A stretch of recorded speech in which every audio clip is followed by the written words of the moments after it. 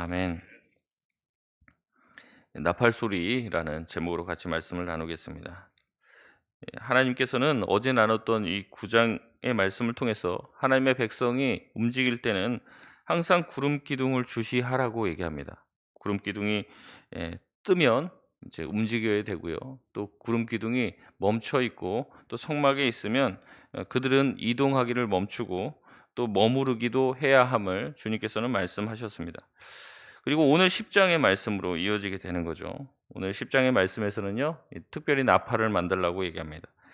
나팔 소리를 정해서 나팔 소리를 신호로 삼아서 온 백성이 함께 이동해야 되는 부분을 강조하고 있습니다. 2절 말씀을 보면 은나팔 둘을 두들겨서 만들고 이것을 회중을 소집하거나 진영을 출발할 때 사용하라고 말을 하고 있죠. 여러분 다시 말씀드리지만 이스라엘 백성은요 항상 움직이거나 멈출 때 무엇을 따라야 된다고 얘기했습니까?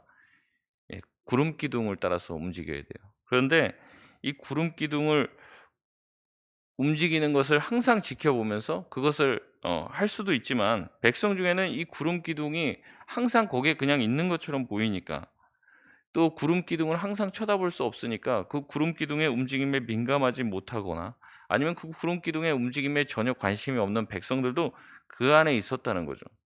교회 공동체 안에서도 하나님의 말씀에 대해서 민감하게 반응하거나 그것을 늘 주시하고 주님이 뭐라고 말씀하시는지에 대한 지대한 관심을 가지고 있는 성도들도 있지만 교회 안에는 믿음이 별로 없는 성도들 또 하나님의 말씀에 대해서 크게 관심이 없는 성도들도 있죠.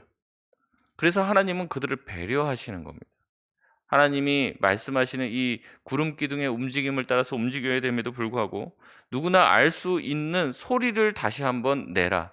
그래서 움직일 때는 항상 소리를 내서 또 회집할 때 또한 소리를 내서 온 백성이 아무도 빠지지 않고 이 구름의 움직임과 함께 움직일 수 있고 멈출 수 있고 모일 수 있도록 했다는 거죠. 늘 주님을 바라보는 사람뿐만 아니라 믿음이 부족한 사람들 또한 함께 공동체를 이루며 함께 신앙생활을 할 수 있도록 도왔다는 겁니다. 잠이 많아서 이제 구름 기둥이 움직이는데 자고 있는 거예요. 그럼 이제 혼자 이제 남겨지게 되는 거죠. 교회에서도 광고를 잘 들어야 된다는데 지금도 이제 예 제가 농담 삼아서 하는 얘기인데 지금도 이집트에 가 보면은 모세가 출애굽한다고 광고를 했는데 못 듣고 지금 계속 거기에 있는 사람도 있다.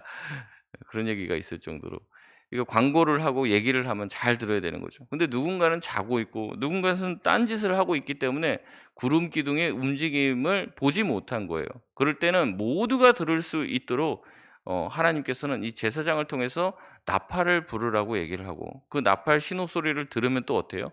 자기가 들은 거예요. 그럼 못 듣는 사람이 혹시 있으면 그들에게 가서 뭐 어떻게 하는 겁니까? 전파하라는 거죠. 여러분 이것은 또한 하나님의 말씀에 우리가 개인적으로만 순종할 수 있는 것이 아니라 우리는 항상 공동체를 이루어야 됨을 말하고 있는 겁니다. 옆에서 이야기해 주는 사람이 있어야 돼요. 지금 나팔이 지금 2번 울렸다. 1번 울렸다. 길게 큰 소리로 울리고 있다. 얘기를 해 줘야 돼요. 우리가 지금 움직여야 될 때다. 아니면 우리가 지금은 머물러야 될 때다. 예배해야 될 때다. 얘기해 주는 사람이 옆에 있어야 하는 것이죠. 왜냐하면 나 혼자만 어 항상 그 구름 기둥을 주목하고 있는 것은 아니기 때문에 내가 또 혹시라도 잘 못 들을 수도 있기 때문에 옆에서 알려줄 사람이 필요하고 또 내가 그것을 잘 순종하고 싶지만 그렇지 않습니까? 이제 봐야지 순종할 수 있고 들어야지 순종할 수 있는데 그 공동체 안에는 또 듣지 못하고 보지 못하는 사람들도 있었다는 거죠. 그래서 소위 말하는 장애인들도 있는 거죠. 그러니까 그들에게는 누군가 권면하여서 지금 이러한 상황이다라는 것을 얘기해 줄 사람이 필요했다는 거예요. 그래서 이스라엘 백성들은 항상 공동체로 존재했던 것이고 교회 또한 홀로 부름받은 것이 아니라 항상 공동체로 부름을 받습니다. 누군가가 땡겨줘야 되고 누군가는 밀어줘야 하는 역할을 감당해야 된다는 거죠. 그래서 교회가 그렇지 않습니까? 가르칠 교자에다가 모일 회자예요. 그래서 교회는 공동체입니다. 그리고 하나님 자체도 성삼위 하나님이 태초부터 계실 때부터 본인 자체의 속성 자체가 공동체적이시라는 거죠. 우리가 이것을 잊지 말아야 합니다. 그래서 우리는 누구든 홀로 신앙인으로 존재할 수 있는 것이 아니라는 거죠. 이렇게 소리를 내는 나팔은 두 종류가 있었는데요. 오늘 본문은 특별히 은나팔을 이야기하고 있습니다. 이 은나팔과 양각나팔이 이제 성경에 등장을 하는데 오늘은 이 은나팔을 만들고 주조해서 두들겨서 만들으라고 이야기하죠. 하나님은 이 은나팔을 통해서 특별히 회중을 모으거나 출발시키는 일을 하라고 말했습니다. 3절에 보면 은나팔은 두 개를 만들었는데요. 이 두 개를 동시에 불면 온 회중이 나오는 것이었고 4절에 하나만 불면 이스라엘의 천부장이 나오는 것이고 5절에 크게 불면 동쪽 진영이 행진하고 6절에 두 번 크게 불 때는 남쪽 진영이 행진하라고 얘기합니다. 이제 우리가 내일 볼 본문에 보면은 이스라엘의 어떤 행진 그런 방법과 행진 순서가 다 있습니다. 그래서 오늘 보면은 이제 동쪽 진영과 남쪽 진영의 행진에 대해서 얘기를 하니까 그럼 서쪽이랑 북쪽은 어떻게 됩니까? 이렇게 얘기할 수 있는데 이게 순서가 있어요, 다. 그래서 동쪽이 먼저 움직이게 되면 나머지 것들은 다 따라서 이렇게 움직이게 된다는 것이죠. 그래서 서쪽과 북쪽을 따로 언급하지 않은 이유 또한 이 동쪽 진영과 남쪽 진영의 움직임에 따라서 함께 움직이도록 했기 때문에 따로 언급하지 않았다라고 말씀드릴 수 있습니다. 또 이 회중을 모을 때는 나팔을 작게 불고 나팔은 반드시 아론의 자손인 제사장들만 불라고 이야기를 합니다. 우리 8절 말씀 다 같이 한번 읽어보겠습니다. 시작. 그 나팔은 아론의 자손인 제사장들이 불지니 이는 너희 대대의 영원한 율례니라. 아멘.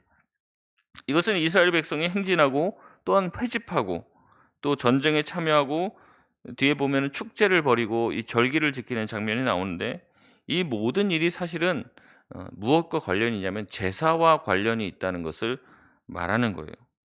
특별히 하나님은 이스라엘 백성을 칭할 때 뭐라고 얘기하냐면 너희는 거룩한 나라요 제사장 나라이다 이렇게 말씀을 하고 있습니다. 출애굽기 19장 6절 말씀을 보면 너희가 내게 대하여 제사장 나라가 되며 거룩한 백성이 되리라. 너는 이 말을 이스라엘 자손에게 전하라. 이렇게 모세에게 명령하고 계십니다. 다시 말해 이스라엘 백성들의 걸음걸음이 제사인 거예요. 예배인 거예요. 이스라엘 백성이 멈추거나 또한 이스라엘 백성이 움직이는 것, 이 모든 것들이 예배 행위와 관련이 있었다는 거죠. 여러분 이 말은 우리에게도 똑같이 적용될 수 있습니다. 우리가 그리스도를 믿고 주님의 백성이 된 순간 성경에서는 우리를 왕 같은 제사장이라고 얘기합니다. 우리가 주님을 믿고 주님을 받아들이고 예수 그리스도께서 내 안에 내주하고 난 다음부터 우리의 모든 일거수일투족은 예배와 관련이 있는 거예요. 하나님은 우리를 제사장으로 부르시고 우리의 날마다의 삶이 예배가 되길 원하십니다. 그래서 로마서에서는 이렇게 말합니다. 로마서 12장 1절에 그러므로 형제들아 내가 하나님의 모든 자비하심으로 너희를 권하노니 너희 몸을 하나님이 기뻐하시는 거룩한 산제물로 드리라. 이는 너희가 드릴 영적 예배니라. 여러분 하나님을 믿기 전에 우리가 하는 노래는 그냥 가요고 그냥 내 기분에 따라서 흥얼흥얼대는 노랫가락이었다면 주님을 믿고 하는 우리의 노래는 다 찬양이 된다는 거예요. 주님을 믿기 전에 우리가 하는 일들은 돈벌이와 내가 먹고 사는 문제에만 국한되는 일이었다면 이제는 내가 주님을 믿고 하는 모든 일들은 주님을 섬기는 예배가 되는 것이고 주님께 영광이 되는 것이 된다는 거죠. 그래서 고린도전서 10장 31절에서는 너희가 먹든지 마시든지 무엇을 하든지 다 하나님의 영광을 위해서 하라고 말씀하시죠. 여러분 하나님께 영광을 돌리는 그 행위가 뭐예요? 결국에 예배라는 거죠. 오늘도 여러분의 일터와 여러분의 가정에서 많은 일들을 하실 겁니다. 여러분 그것이 단순히 돈벌이에서 끝나면 안 돼요. 단순한 밥벌이와 해야 되는 가사 노동에서 끝나면 안 되는 거죠. 그 일을 통해서 하나님이 드러나고 그 일을 통해서 하나님이 영광 받으시도록 해야 될 의무가 우리 가운데 있다는 겁니다. 내가 하는 살림을 통해서 가정이 정말 살아나야 하는 것이죠.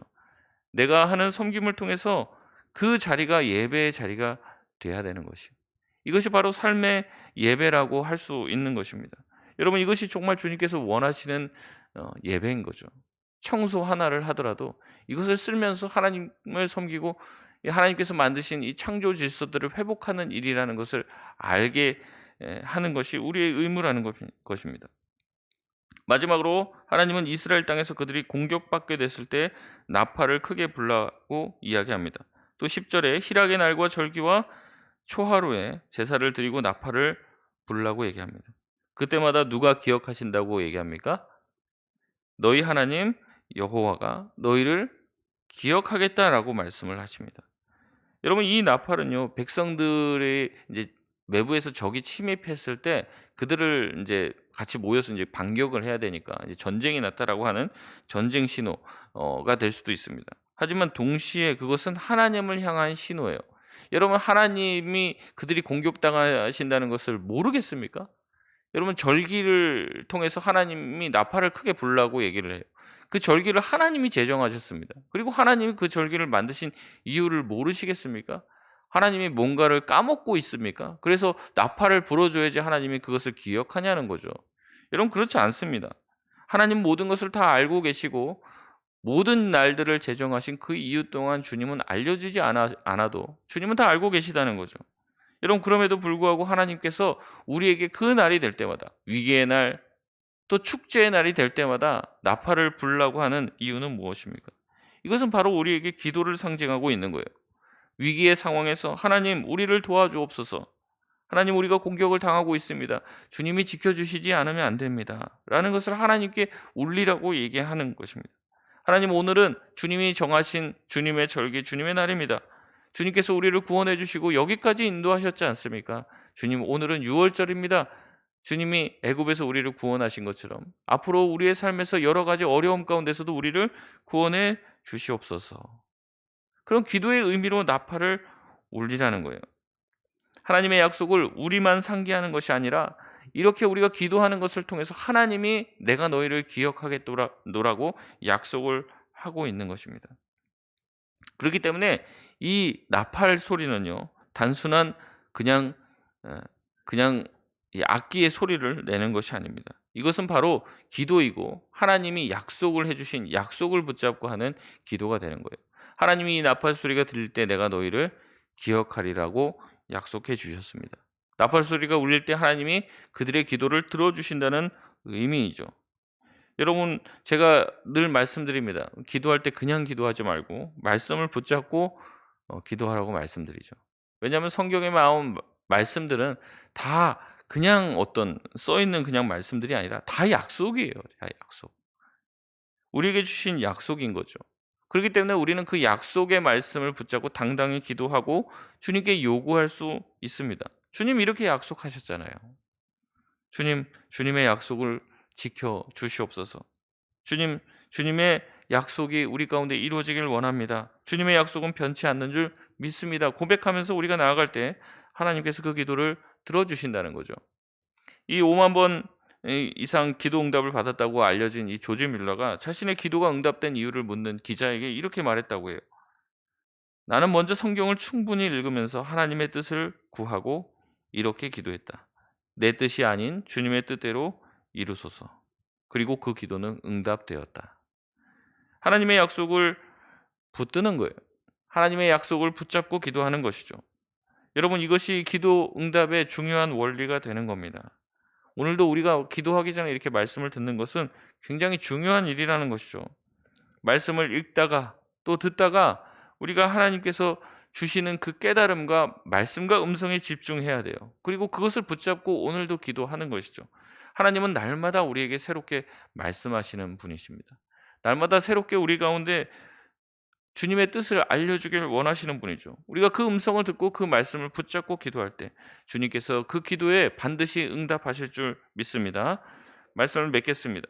하나님은 구름 기둥뿐만 아니라 나팔 소리를 통해 이스라엘 백성 누구도 소외당하지 않도록 하셨어요. 그렇게 배려하셨죠. 이스라엘 백성들이 공동체를 이루고 서로의 연약함을 같이 도와주면서 함께 나아가도록 했습니다. 그리고 그 걸음걸음이 예배가 되게 하셨어요. 여러분, 그렇다면 우리 또한 마찬가지입니다. 여러분이 걸으실 오늘 하루의 모든 날들이, 여러분이 하시는 모든 일들이 오늘도 예배가 되시길 원합니다. 오늘 살다가 힘들고 어려운 일들을 만나실 때마다 기도의 나팔을 울리시길 바랍니다. 하나님이 기억해 주신다고 약속해 주셨기 때문에 그 약속을 붙들고 기도하며 나갈 때 그 말씀과 약속이 우리 삶에 성취될 줄 믿습니다. 그 은혜를 경험할 수 있는 저와 여러분 되시길 바랍니다. 우리 시간 합심해서 기도하겠습니다.